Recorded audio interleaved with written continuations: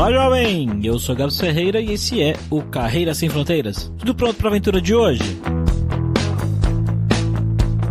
A gente vai conversar com o Murilo, um cara que sempre sonhou em ser músico, mas quando ele se jogou na carreira, ele percebeu que não era bem o que ele esperava. E depois de algumas trocas e mudanças de ideia, ele acabou se encontrando no vídeo. Hoje ele trabalha numa empresa em Paris, mas ele tem uma trajetória bem interessante, porque ele trabalhou um tempo na MTV Brasil, com pessoas como Casa Peçanha e Marina Persson. E depois de trabalhar lá e em vários outros lugares, ele resolveu que era hora de dar uma viajada e morar fora. Passou por vários países usando Couchsurfing como recurso. Não sei se você já ouviu falar de Couchsurfing, mas a gente vai falar um pouco mais sobre isso no episódio. Até se estabelecer em Paris, onde ele está hoje há pouco mais de um ano. Vamos lá então ver o que ele tem de legal para contar.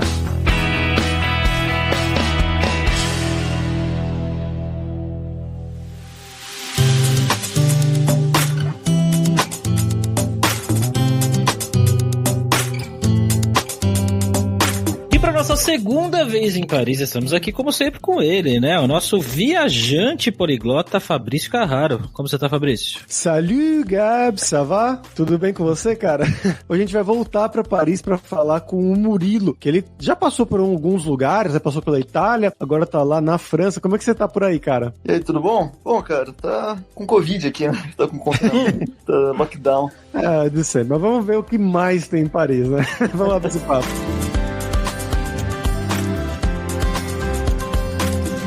Bom, galera, como sempre, só o nosso jabazinho inicial aqui, que o podcast Carreira Sem Fronteiras é oferecido pela Alura Língua, cursos online de idiomas, que eu, Fabrício Carraro, ajudei a desenvolver com métodos que eu utilizei e utilizo para aprender idiomas como francês, italiano, russo, polonês, grego, alemão e assim por diante. E lembre-se que o ouvinte do Carreira Sem Fronteiras tem 10% de desconto em todos os planos, para você estudar todos os níveis de inglês e espanhol com a gente pelo mesmo valor. Então vai lá em aluralingua.com.br/promoção/carreira e começa a estudar com a gente hoje mesmo.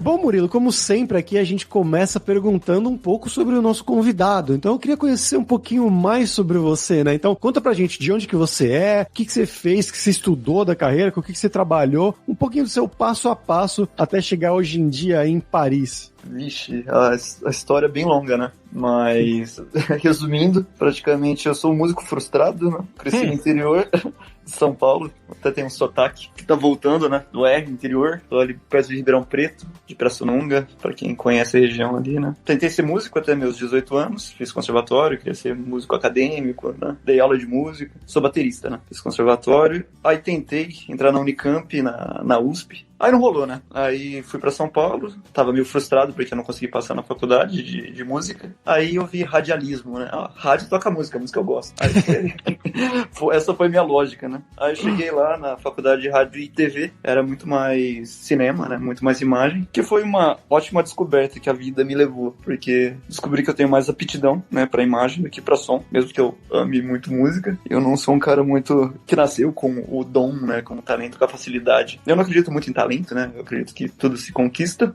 com esforço, mas existe facilidade. Algumas pessoas têm mais facilidade que outras. Eu não tinha tanta facilidade, não tinha dificuldade, mas também não tinha tanta facilidade assim. Aí com imagem eu até tinha. Aí fiz Belas Artes, né? Aí entrei no mundo da imagem. Trabalhei com produção musical pra a derradeira tentativa, né? Trabalhei 3 anos com músicos de rock, né? Com André Matos, finado André Matos, né? Do brasileiro, né? Até o Ruge ia lá na época, né? Bom, o Ruge que não era mais Ruge, as meninas iam separadamente lá ensaiar no estúdio que eu trabalhava. Mas depois... elas cantavam a Sererê ainda ou não? Não, cada uma seguia um projeto separado, né? Eu não lembro o nome delas, né? Porque eram 5, eu acho. Mas cada uma tinha um projeto de samba, outra de pop, outra mais pro sertanejo, outras pararam de vez, né? Até o Survivor, lembra do Eyes of Tiger? Do Rock Balboa? Então o cara foi lá uma vez também gravar. Foi bem legal, sim. Mas aí, o problema de vida musical, né, pra quem é músico, trabalha com arte, assim, você tem que estudar muito e você não paga o aluguel no fim, sabe? Você tem que estudar, trabalhar muito e no final você não consegue pagar o aluguel. Aí eu falei, cara, acho que eu vou largar a mão disso, né? Eu vou trabalhar com o que eu estudo. Aí fui pra MTV, a MTV Brasil. Aí fui contratado, comecei como estagiário lá, trabalhei com Casé Peçanha, né? Trabalhei com Marina Persson, aí fui crescendo dentro da empresa, né? Assistente de produção, produtor, assistente de direção e diretor. Aí eu tinha o meu programa lá com Thunderbird. E aí, amiguinhos, dirigi 1 ano no programa do VMB de 2011, né? Só que aí ela já tava mal das pernas da MTV nessa época, né? Eu acho que ela fechou em 2013. 2012, eu fiz o último programa lá como assistente de direção do MTV na Laje, que era um programa que eles faziam lá no Rio de Janeiro, na comunidade do Rio de Janeiro. Aí o último programa que eu fiz foi lembrando dos anos 90, então foi o Vini, as Paquitas, né? E como é que chama? De segunda a sexta, esporro na escola. Sábado. Como é que ele chama esse moleque? Não faço a menor ideia. Jonathan. Da nova geração. É o Jonathan da nova geração, porque quem que é o da velha?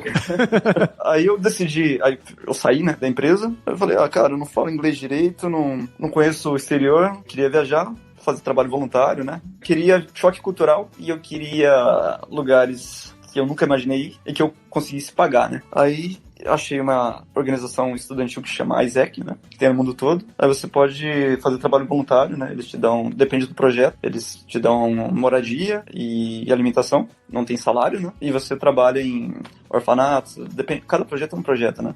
A gente já entrevistou algumas pessoas aqui que trabalhavam para a ISEC e tem projetos que são assim mesmo, né? Voluntários, tem projetos que eles te pagam alguma coisa, não é um grande salário, mas é meio que uma ajuda de custo, né? A minha ideia era viajar 3 meses, aí viajei 3 anos sem parar, cara. Aí fui emendando um projeto no outro, aí morei na República Tcheca, morei na Polônia, morei na Ucrânia, na Rússia, na Bulgária, na Dinamarca, na Holanda e deu. Aí voltei pro Brasil, né? Só que nisso, 3 meses aqui, 2 meses lá, 6 meses em outro lugar, aí deu 2 anos e meio, 9 meses, 3 anos. Aí voltei pro Brasil, trabalhei em agência de YouTube, era uma agência que, como é que chama? O Ok, não sei se vocês conhecem, é um canal de música / fofoca. Trabalhei com a Taime Thiago, eu fiz o canal da Taime Thiago, chama Liga TFA, que é dupla sertaneja, e aí eu decidi ir pra Itália, cara, para tirar a cidadania.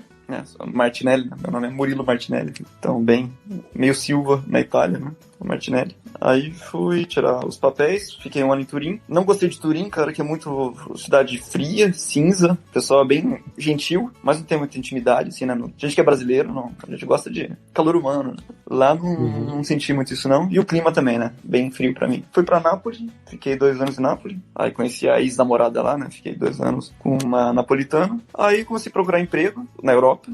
Aí eu fui contratado aqui em Paris pra ser videomaker nessa empresa que eu tô agora. E vou lá, sei tu. Tá aí há quanto tempo, cara? Aqui faz 1 ano, 1 ano e meio. Cheguei com a Covid, praticamente. Olha só. E como é que foi quando você chegou aí, cara? Você já conhecia a cidade? Tinha ido pra aí antes ou ainda não? Não, cara. A primeira vez que eu vim aqui foi pra fazer entrevista presencial, que a gente fez o processo seletivo via Skype. E aí eles falaram, você não consegue vir aqui, não? Eu tava em Nápoles, né? Falei, tá, vem, né? Aí eu vim.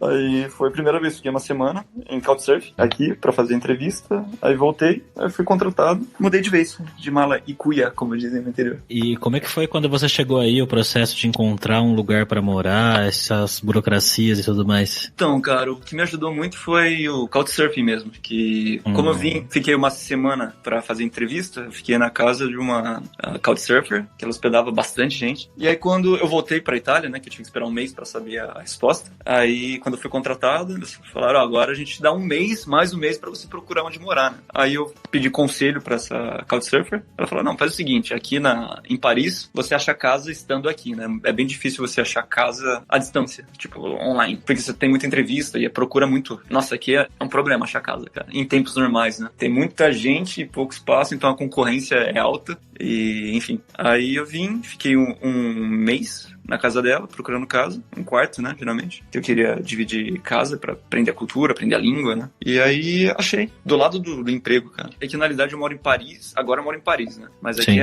não sei se tem Paris, aí tem a Ile-de-France, né, que é tipo os subúrbios, São Paulo e o ABC Paulista, a Grande São Paulo, vamos falar assim, né. A empresa fica, que é a berrine deles, é em Boulogne-Billancourt, que é colado com Paris, mas aqui fica as empresas. E aí eu morei 7 meses aqui, aí depois não aguentei ficar muito do lado do trabalho, que sua vida vira trabalho, né? Aí eu achei um quarto em Montmartre, do lado do Moulin Rouge. Eu tive bastante sorte, assim. Explica o que é Couchsurfing para os nossos ouvintes que não conhecem esse termo. Couchsurfing? Bom, é que eu tô meio desatualizado agora, né? Que eu sei que mudou um pouco as regras, mas Couchsurfing é uma plataforma, né? De sharing, de compartilhar experiências. Por exemplo, você vai viajar, as pessoas podem te hospedar na casa deles, gratuitamente, geralmente não tem custo pra isso. O pessoal confunde um pouco, Couchsurfing é acomodação gratuita, e não é, né? O princípio do Couchsurfing é troca de experiências, de cultura, então, ou se você vai numa cidade, você já tem onde ficar, mas você não conhece ninguém, os Couchsurfings locais, né, as pessoas que fazem parte dessa plataforma, podem te mostrar a cidade. Então, praticamente é uma plataforma de compartilhamento, exatamente. É tipo uma comunidade, né, que você faz parte, você recebe as pessoas em casa, avalia as pessoas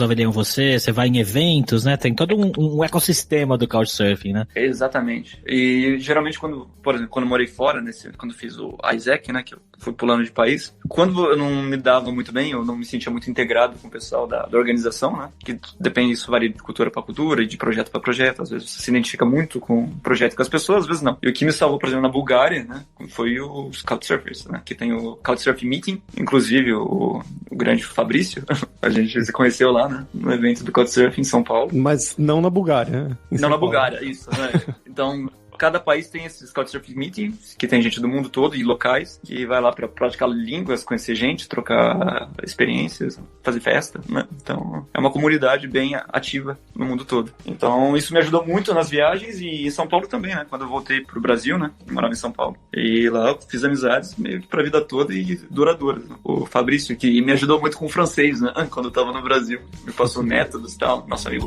poliglota.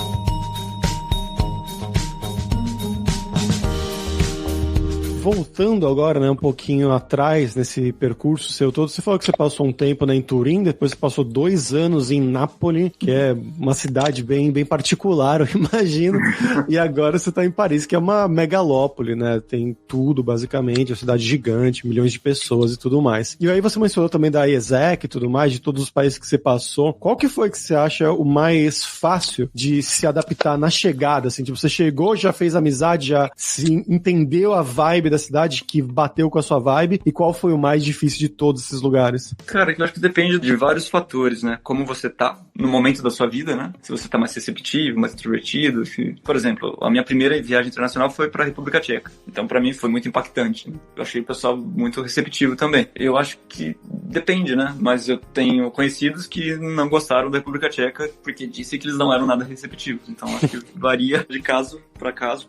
Sim, pra você, na sua perspectiva. Olha, tem melhores países que eu achei pra fazer festa, tem outros melhores pra viver, outros de mentalidade, né? Então, o que eu gostei bastante foi da Holanda. A Holanda, eu achei que eles são cabeça aberta, assim, tem muito problema de tolerância, eles são bem abertos, né? Por exemplo, na Itália, o catolicismo é muito forte, né? Então tem tradições, tem valores bem conservadores lá, né? Por mais que eles sejam bem calorosos e receptivos, determinados assuntos eles são bem conservadores. Na Holanda eu achei todo mundo muito tranquilo, assim, porém são um pouco frios, né? Então achei, pra viver, a Holanda é um ótimo país, né? Amsterdã e tal, o pessoal, cabeça aberta, faz live and let live, né? Então, nesse quesito eu gostei bastante. Mas o que eu mais gostei foi a Ucrânia, cara. A Ucrânia foi... O pessoal é bem receptivo, eles são interessados em culturas diversas, assim, não tem muito preconceito, né? Por exemplo, na Holanda eu gostei, mas quando o pessoal falava, nossa, você é italiano, né? Não, eu sou brasileira.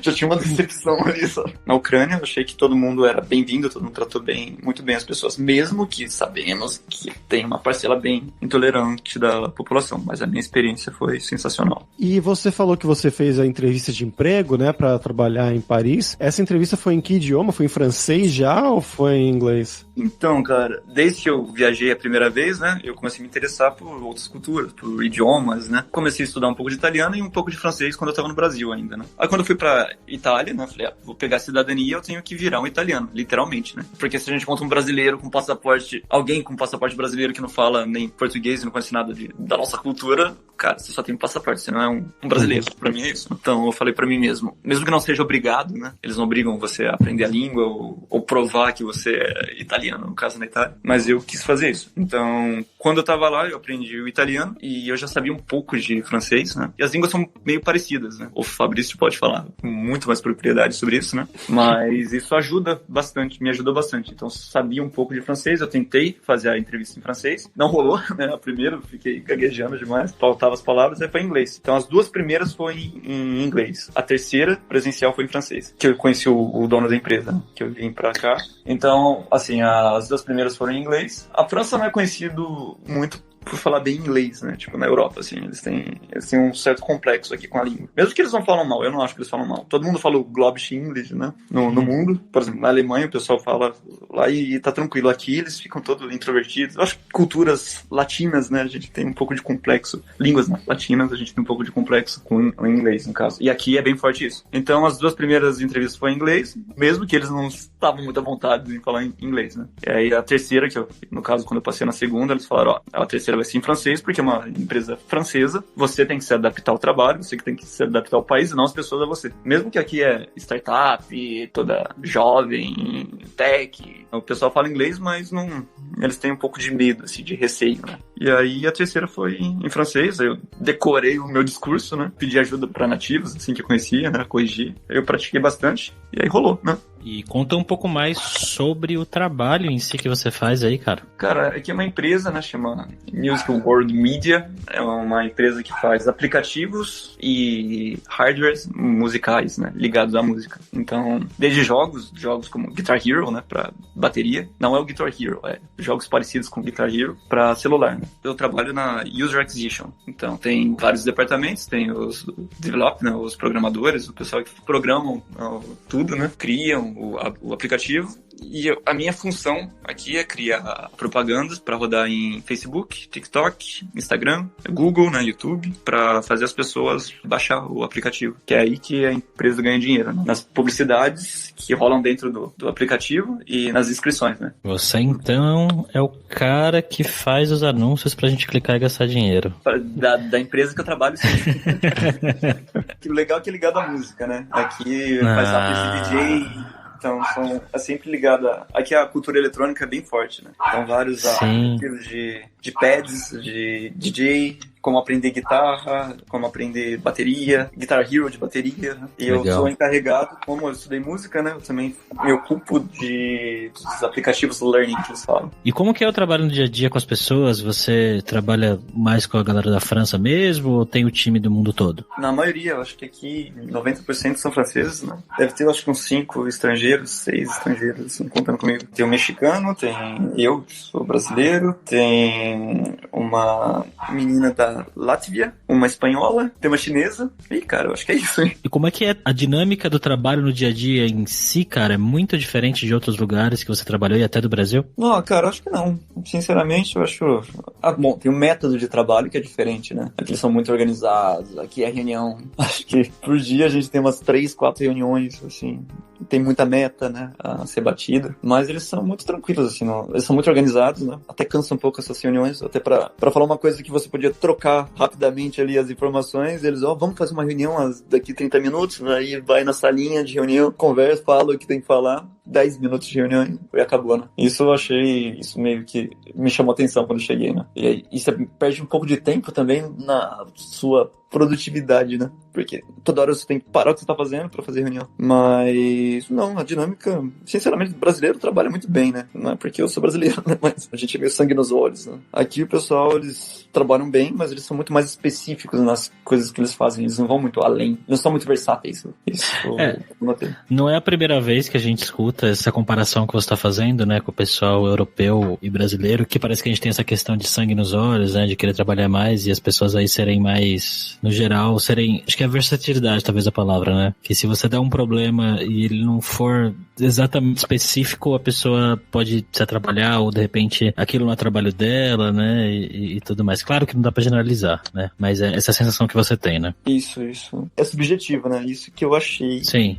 Desde quando eu cheguei aqui. Американская фирма Transceptor Technology приступила к производству компьютеров «Персональный спутник». Bom, vamos agora para o nosso momento viajante poliglota com Fabrício Carraro, que, não sei, deve ter alguma coisa legal para contar pra gente aí hoje. E aí, Fabrício? Bom, Gabs, Paris é uma cidade bem legal, muito, muito legal mesmo. Pra quem nunca visitou, vale muito a pena. Já falei aqui da outra vez que a gente falou sobre Paris, né? Tem muitos lugares, além dos clássicos, né? Moulin Rouge, a Torre Eiffel e tal. Tem as catacumbas também, que é bem legal. Tem 1 milhão de museus, enfim, não vou falar sobre isso aqui hoje. Vou falar sobre um seriado que tava na moda aí, mais ou menos uns 2, 3 meses atrás, eu acho, que é o seriado Lupin, que se você escrever é Lupin, se escrevendo, né, normal assim, Lupin, que é um seriado da Netflix com o Omar Sy, que é aquele ator que fez o Intocáveis, né, aquele filme francês que ficou famosíssimo, que tinha um cara que ajudava, né, um cara negro, altão, gigante, que ajudava um outro que era um tetraplégico. Esse filme ficou muito famoso na época, muito bom mesmo. Agora o Omar Sy, ele tá fazendo esse papel do Arsène Lupin, que são livros mais ou menos clássicos franceses, né, mais ou menos com uma pegada Sherlock Holmes, ao contrário. Ele não é um investigador, mas ele é um ladrão, um bandido que faz as coisas de uma maneira como um gentleman, mais ou menos, né? Ele não vai lá e vai roubar, tirar uma coisa da sua mão com uma arma, não. Ele faz de uma coisa inteligente, algo com uma pegada mais ou menos 11 Homens e um Segredo, mas ele é um cara só, ele é um homem com vários segredos. E é um seriado bem legal, tem acho que 6 episódios, é bem curtinho a primeira temporada, eu gostei bastante, assim, não é um super fantástico, mas é bem legal, assim, pra entrar nesse mundo e pra quem quer praticar o francês do dia a dia também, vale bastante a pena. O Murilo comentou agora há pouco que a cena de música eletrônica em Paris é muito forte. Eu lembrei do clipe de despedida do Daft Punk. Vocês viram isso? Ah, eu não vi. Não viu? Eu vi. Aqui todo eu chorei. Só falava nisso, né, cara? Eu imagino. Eu ia até te perguntar qual foi o impacto cultural disso aí, porque, porra, foi muito triste aquele clipe. Bom, aqui na empresa, né, que eu trabalho, a gente tem quadro do Daft Punk em todos os lugares aqui, né? Então todo mundo ficou chocado, assim. Mas os meus amigos franceses, assim, né, que eu moro e gostam muito de música eletrônica, eles falaram, olha, cara, acho que foi o melhor mesmo e é capaz de eles voltar um dia, porque eles fizeram o que tinham que fazer. Muita gente estava esperando muitas coisas deles, então tava virando muito comercial. Pros puristas, assim, eles gostaram, né? E eles estão vivos, né? Então nada impede de voltarem. Então as pessoas mais cabeça aberta não achou tão chocante assim. Bom, no primeiro dia foi um caos, né? Aí depois passou. Aqui o pessoal fala até hoje, né? Nossa, por que aconteceu isso e tal? Eles são muito bons. Eu não sigo muito a cena, né, cara, eletrônica. Eu meio que tô descobrindo desde quando eu cheguei. E não é muito minha praia, mas... E além disso, né, quais são outros lugares bacanas que você pode recomendar, assim, os lugares mais underground, que não tá na cara, né, de todo mundo? Você chegou aí, você falou quase que com a pandemia, né, mas imagino que tenha conhecido lugares bacanas, né, com alguns momentos de abertura, antes dos fechamentos e tudo mais. Olha, cara, não, na realidade não, porque eu cheguei em dezembro. Dezembro teve uma grande greve aqui. Eles tiveram três grandes greves, assim, na história, né, de transporte aqui. E a última foi essa aí de 2009, né, de dezembro de 2009, foi quando eu cheguei. Então ficou, acho que 2 meses, dezembro e janeiro. Então, como eu morava em Boulogne, que é do lado de Paris, né, é tipo 40 minutos, 30 minutos de Paris, assim, de metrô. Mas não tinha metrô, então não consegui ir pra Paris, né. Então eu fiquei isolado, já confinado, antes do confinamento. E eu fiquei, quando eu cheguei, eu tava muito concentrado em aprender o trabalho, né, em dominar a língua, então não tava, minha cabeça tava, não, eu vou mergulhar no trabalho que aqui tem um período de teste, né, o período DC, que são 6 meses, geralmente. Então, você faz 3 meses, tem gente que faz período de teste de 8 meses, mas aqui é CDI que eles falam, né, que é um contrato em carteira. Porque aqui é muito difícil ser contratado, registrado, né, em carteira, mas quando você é registrado, eles falam que é muito difícil ser demitido. Mesmo se a empresa quiser, eles não podem demitir somente com justa causa, né, por isso que demora bastante esse processo. Então eu concentrei em ser contratado mesmo, né, e nesse período de teste você pode ser demitido. Então, o meu caso era 6 meses. Então eu caí de cabeça nisso, aí entrou a pandemia, né. Até janeiro teve a greve, não saí muito aqui, né, porque como eu morava longe e eu estava concentrado no trabalho, eu não tive muitas oportunidades. Fiz o clichê de todo mundo, né, Torre Eiffel, aqui eu tenho o Quartier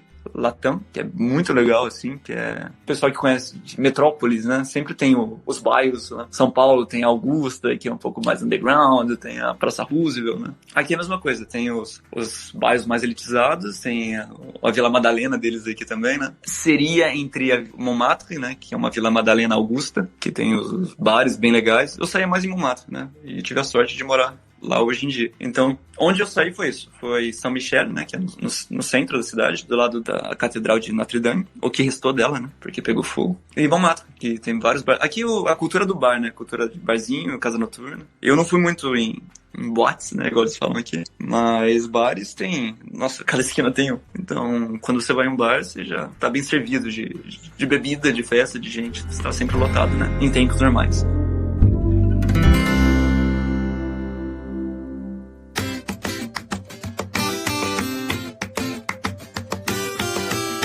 E já puxando disso daí, né, que você tá falando de festa, de sair, e vários países que você foi, eu queria falar sobre o chaveco em cada um desses países. As diferenças culturais que você notou, cara, porque é uma pergunta que a gente faz às vezes, né, e eu sei que no seu caso vai ser bem interessante, porque você passou por vários lugares diferentes. Você comentou que teve uma ex-namorada de Nápoles, agora você tá aí na França, foi pra Ucrânia, enfim, dá um geralzão pra gente das suas percepções. Bom, cara, eu gosto bastante do leste europeu, porque eu não longe de ser misógino, né, mas eu sei que a gente foi condicionado com o padrão europeu de beleza, né, e eu cresci com isso e não vou negar que isso me atrai bastante, né, elas são muito bonitas no leste europeu, e geralmente elas são de boa, sabe, como brasileiros, né, não tem muita crise, não teve religião lá, né. Eles são ortodoxos, né, mas não ligam muito, assim, né, tipo católico não praticante no Brasil. Então eu achei eles bem abertos, assim, não tem muita, se quer, se não quer, não quer, sabe, a mulherada na Polônia, por exemplo. Polônia eu achei bem legal, cara. As mulheres são muito bonitas, muito receptivas e gostam bastante de brasileiros. Foi um bom período, assim, na minha vida. Eu acho que eu posso falar o mesmo, porque minha namorada é polonesa, né? Opa! Olha aí. Bom, o leste eu acho bem legal, assim. Eu tive uma namorada ucraniana, né? Aí eu fui pra Ucrânia, achei bem legal, aí fiquei 3 anos com uma ucraniana, que era... Bom, ela é de Crimeia, né, que agora é Rússia, mas a Crimeia é assim, né, é tudo misturado, tem mais descendentes de russo na Crimeia do que ucranianos, assim. E gostei muito da Holanda, que eu achei que eles são, se a mulher quer, ela quer, se ela não quer, não quer, elas chegam em você se elas querem, né, não tem padrões de etiqueta. E que eu posso falar dos que eu não gostei, né, eu não gostei Itália, norte da Itália, nossa senhora, cara. E a França, Paris, pelo menos, né? Paris eu me sinto no colegial, cara. Como assim? Não, no colegial ainda o pessoal se pega, né? Aqui nem isso, né? Aqui eles têm sabe, esse padrão, essa etiqueta a ser seguida. Nem de jantar. Ai... É 10 anos falando em aplicativos, se você usa os aplicativos, né? Aqui eu só tive essa experiência porque com pandemia, né? Não tem onde sair, não tem como conhecer gente. Elas têm muito esse... que eu vi, eu tenho umas amigas francesas aqui, aí elas falando, nossa, mas eu bebi tanto, e aí eu conheci o cara e eu beijei ele em 2 horas, assim, eu fui muito fácil. Demorou 2 horas pra beijar o cara. Eu falei, nossa... Onde é que eu tô, né? É um choque cultural. E falar que isso, ela se sentiu, tipo, a slut, né? Eles têm uns conceitos aqui, cara, que eu acho muito... Você sai com a menina, né? Tipo, vamos se encontrar, né? Ou você conhece no bar. Provavelmente você não vai se pegar. Você não vai beijar a menina na noite. Fazer outras coisas, nossa, sonho, né? Aqui em Paris, né? Mas Paris tem essa reputação, né? Parisienses são muito complicadas por conta dos homens parisienses e muito turista, né? Tem a cultura também, tem muita influência árabe. Então, as pessoas de origem árabe, né? Que tem Bom, eu não sou contra nenhuma religião, mas tem uma questão de repressão, né? Então, eles vão muito com sede ao pote. Tem muito assédio aqui, né? E aí a mulherada se fecha. Então eu até entendo esse lado. Complica nessa situação de chaveco, cara. Nossa. Bom, cara, brasileiro, eu gosto do Brasil, né? Eu gosto no sentido assim, brasileiro e brasileiras, né? A gente brinca, né? A gente não leva muitas coisas a sério. Aqui tudo é muito levado a sério. E altura, né? Aqui a mulher, uma coisa que... Por isso que eu falo, colegial, né? Pelo menos na minha época, na minha experiência de vida, na minha região. Altura, né? Estatura era uma coisa que você pensa, eu quero um cara alto, né? Não, mulher, esse tipo de valores. Aqui a mulherada, eu só saio com caras de 1,80. Elas são altas aqui, geralmente, mas altas 1,72, 1,73. Então, tem um fetiche de estatura aqui que eu acho muito engraçado. O cara, você pode ser um canalha, assim, né? Mas se você é alto pra cacete, lá você vai se dar bem. Vai se dar bem. A mulherada vai te olhar, vai falar, vai ser muito mais receptiva, né? E é o famoso questão de vestir, né? Ser elegante, que eles têm essa coisa do se vestir bem, né? Da moda. Eu sou meio sim, né? Então eu não ligo pra isso. A moda na França, né, e na Itália, eu imagino que seja algo bem relevante, né, nesse sentido. Sim, cara. Sobretudo no norte da Itália, né? Milão, Turim, eles dão muito valor pra isso. No sul também, né? Aqui no sul, como faz calor, né? E Nápoles é uma bagunça, no caso. Nápoles, Sicília. Então, eu acho que as pessoas seguem o clima, né? Eu acho que o brasileiro é bem aberto porque o sol tá lá, tem a luz muda tudo, né? Na Europa, aqui, você tem inverno, você não tem luz. Na Polônia, Então, dá 3 horas no inverno, você não tem mais sol, cara. Você fica numa depressão, você não tem vontade de fazer nada, sabe? Então, acho que as pessoas saem o clima e isso influencia muito no comportamento das pessoas. E é meio difícil ser elegante quando você tá suando que nem um cavalo, né? Cara, elegante talvez não seja, né? Mas é mais visceral, né? Mais caliente. Bom, eu prefiro. Bom, Murilo, agora vamos falar sobre dinheiro, cara. Esse aqui é o momento onde a gente pede para os nossos convidados falarem um pouco sobre o custo de vida na cidade, no país que eles vivem. Coisas como o mercado, aluguel, preço para sair, tomar uma cerveja na rua, comparado com o Brasil, né? Acho que você pode até falar um pouco também de outros países que você passou, se você quiser. Bom, o país é muito caro, né? Acho que é uma das cidades mais caras do mundo. É muito caro, velho. No Brasil, aqui a inflação mudou tudo, né? Tô fora do Brasil faz 5 anos já. 3 anos de alguma coisa na Itália e aqui 1 ano e meio. Então eu tô meio perdido em relação a valores no Brasil. Até porque mudou muito, né, a inflação e tal. Por exemplo, em Turim, um quarto era 350 euros. Pra você morar, dividir apartamento e alugar um quarto, né? 350 euros. Em Nápoles, era 250 euros, um quarto, né? Aqui, cara, um quarto é 750 euros. Então, caramba! Em real... Um quarto? Um quarto, é isso, 750, e depende, se você mora num estúdio, né? É que tem, por exemplo, eu aluguei um quarto aqui, moro numa casa grande, né? Tem espaço e é 750 euros. Aqui você pode pagar 800 euros de aluguel, cara. Você mora num estúdio, numa kitnet, de, sei lá, 20 metros quadrados. E aí você tem que pagar a internet, você tem que pagar as outras despesas, né? Eletricidade, o aquecedor, né? Tipo, no inverno, que tem uns que é a gás, tem outros que são elétricos. Então, isso vai pra casa dos 900, se você quer ficar sozinho, né? Morar sozinho e tal. No meu caso aqui, eu acho que é 750, mas tem muitas coisas assim, charge comprise, tá tudo incluso, né? Às vezes você paga caro, mas tá internet já tá água, eletricidade e todas as condomínio, né? Tá incluso. Mas pra você ver a diferença, né? Em Nápoles, um quarto é 250. Aqui, um quarto é 750. Não, eu tô em choque. Aqui um apartamento você pega por 850. Fácil. Muito. Um apartamento de 80 metros quadrados em Barcelona. Barcelona? Ah, maravilha, hein? A Espanha é muito mais econômica, né? E tem sol, né? Cara, eu tô pensando em mudar, eu acho. Esse vai ser o último podcast do Murilo em Paris. Na verdade, o Paris tem uma fama até pros franceses, ela é um pouco ilusória, né? Porque aqui é meio São Paulo. Né? Em São Paulo você pode fazer dinheiro, né? Você pode ganhar grana. Tem as oportunidades lá e se você tiver sangue nos olhos para ganhar dinheiro, você consegue. Aqui não é tão diferente, mas o salário, né? O mínimo, né? O SMIC é um pouco mais alto que as outras cidades da França. Paris é caro. Mesmo os franceses falam, Paris é muito caro. Na minha empresa aqui tem 90% de franceses, eu acho que deve ter 10% ou 5% de parisienses. Tem mais franceses de outras regiões da França, né? Que vêm pra cá trabalhar. E eles mesmos falam, eu só pude vir pra Paris porque eu achei um emprego antes de vir. Não dá pra morar em Paris sem estar trabalhando. Né? Aqui é um pouco mais, o salário mínimo é um pouco mais alto, né? Vamos falar assim, 200 euros mais alto. Só que seu custo de vida aqui é tipo 500 euros mais alto do que o resto, entendeu? Então, por isso que é meio ilusório. Você fala, pô, legal, aqui você ganha mais, né? Se você compara com... Ou mesmo na Itália. Na Itália, eu acho que o SMIC é 1.400, que é na União Europeia, né? Quanto que é aí na Espanha, cara? Não é de país para país. Aqui na Espanha é mais baixo até, acho que é algo em torno de 1.200. Eu acho que na Itália é 1.200 também. Ou 1.000, alguma coisa assim, é por aí. Eu acho que o SMIC aqui é 1.200, 1.300 também na França. Aí aqui você vai ganhar um pouco o mínimo aqui, a média de salário da galera são uns 1.500, 1.600, até 1.700 euros. Só que, sinceramente, cara, 1.700, 600, 500 euros, você vive, né? Mas só de moradia vai 50% do seu salário. Só pra sobreviver, né? Comer e tudo mais. Então é um pouco ilusório, assim, pra falar a verdade. Se você quiser fazer a vida no exterior, né? Ganhar muito dinheiro. Depende da área de cada um. Eu sei que programadores é uma área muito rentável. Aqui, se você trabalha como garçom, em tempos normais, né? Você pode fazer uma grana boa com as gorjetas e tal, né? Que eles têm aqui na Europa a cultura do pourboire, né? Que é a gorjeta. Você falou de frustração, né? De Paris ser uma frustração de alguma forma. E eu lembro que tem um fenômeno que parece que a galera do Oriente, China, Japão, Coreia, tem muito uma ideia de ir pra Paris e casar e parece que muitas pessoas ficam frustradas, porque Paris é diferente do que elas esperam que seja, e parece que tem um nome esse acontecimento, não sei se vocês já ouviram falar disso. Golpe do baú, casapa.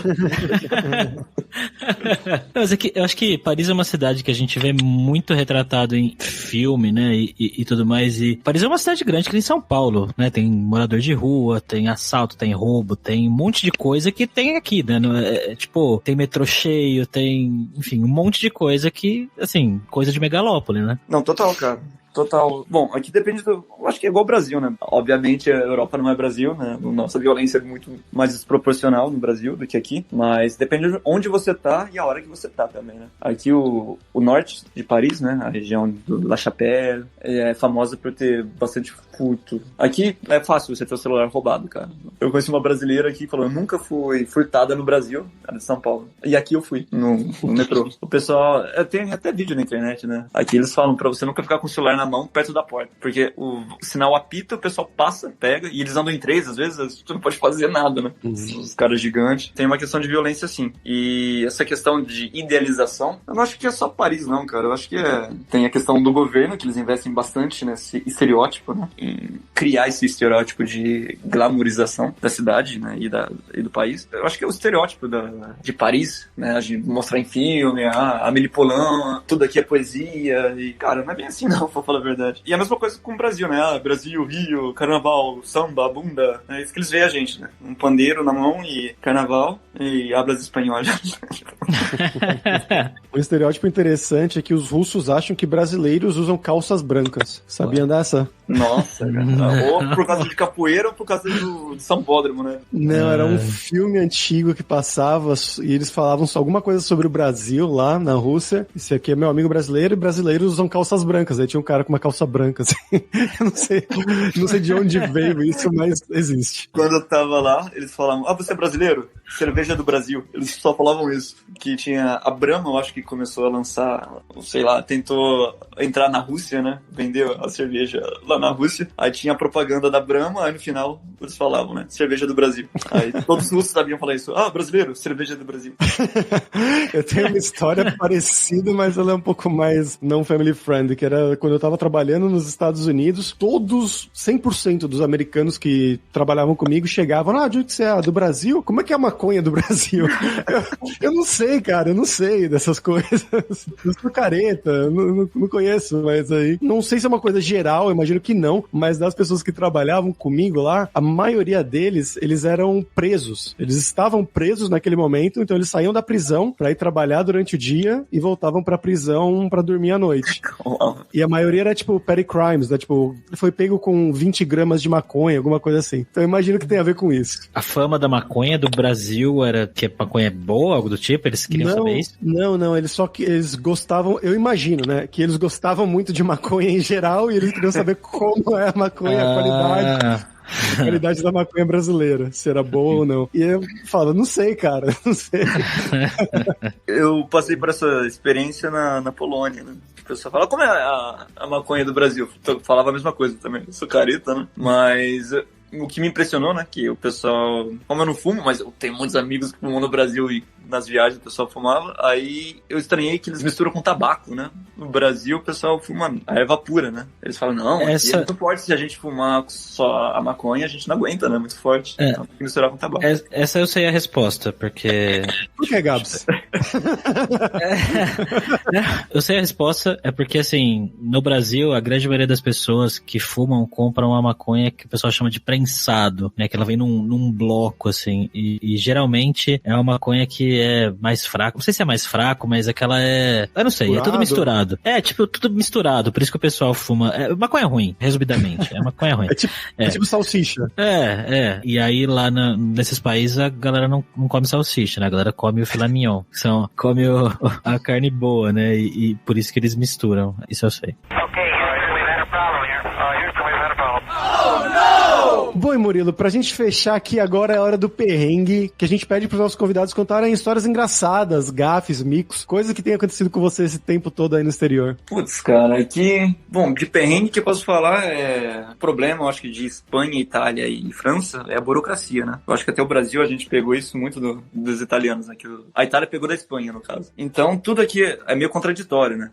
Até tem um canal bem legal no YouTube do Paul Taylor. Ele é inglês, mas passou a infância aqui. E ele fala das contradições francesas. Para você abrir uma conta, você tem que ter um contrato, né? Geralmente você tem que ter ser registrado. Você não pode abrir uma conta do nada, assim. Você tem que ter um trabalho e ser registrado. E para você ter um trabalho, você precisa de ter uma conta. E tem que ter residência. Mas para você ter residência, você tem que ter um trabalho. Ou você tem que ter a conta para ter uma residência. Então é uma coisa que anula a outra, sabe? Então você fala... Paradoxo parisiense. Sim. Aí eu até reclamei com a mulher, né? Falei, não faz sentido isso. Ela, bem-vinda à França, né?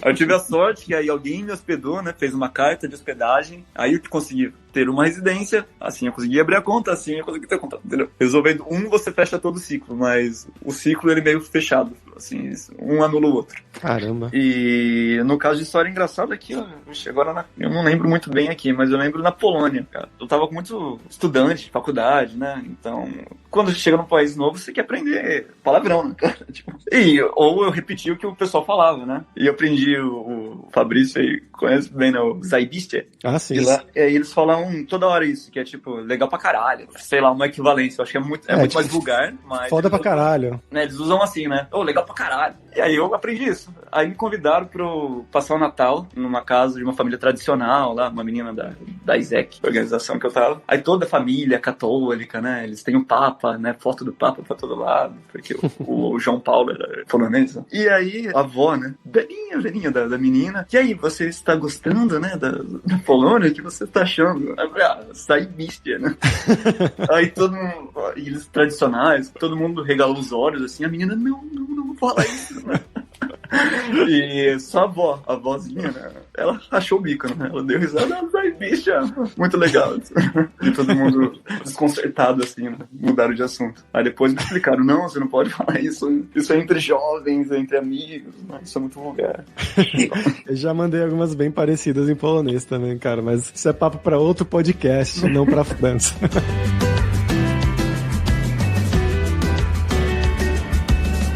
Mas valeu, Murilo, cara. Muito obrigado pela sua participação, pelo seu tempo. Você quer divulgar alguma coisa? Não, cara, eu que agradeço, né? Obrigadão. Agradeço até o Fabrício, porque as minhas investidas no mundo das línguas, né? Ele tem muita responsabilidade nisso. E mesmo eu tive um canal, né, no YouTube, e a pessoa que falou, cara, por que você não tem um canal? Fabrício Cararo. Com certeza. E aí tive um canal no YouTube, né? Que chama Murilis, tá parado. Mas quem quiser confere lá, né? Que eram minhas investidas de VFX, né? Que como eu trabalho com vídeo, eu decidi testar novas coisas. Eu falei, aonde eu posso testar? Vou criar um canal pra testar coisas, né? E eu agradecer a vocês, né? Pela oportunidade e o tempo. E é bom sempre falar com brazucas.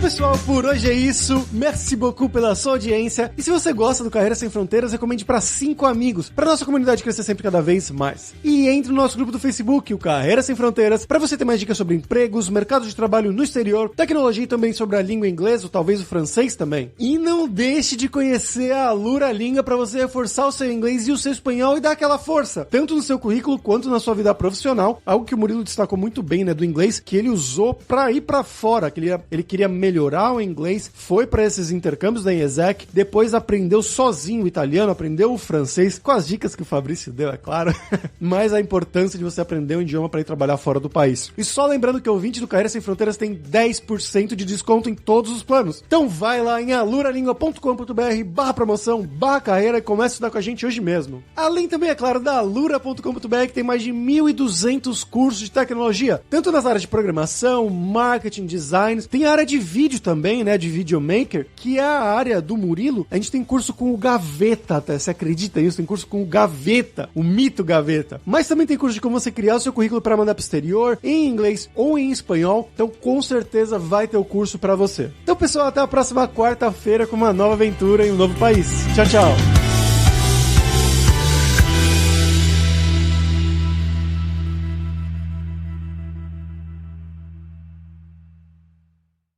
Este podcast foi editado por Radiofobia, podcast e multimídia.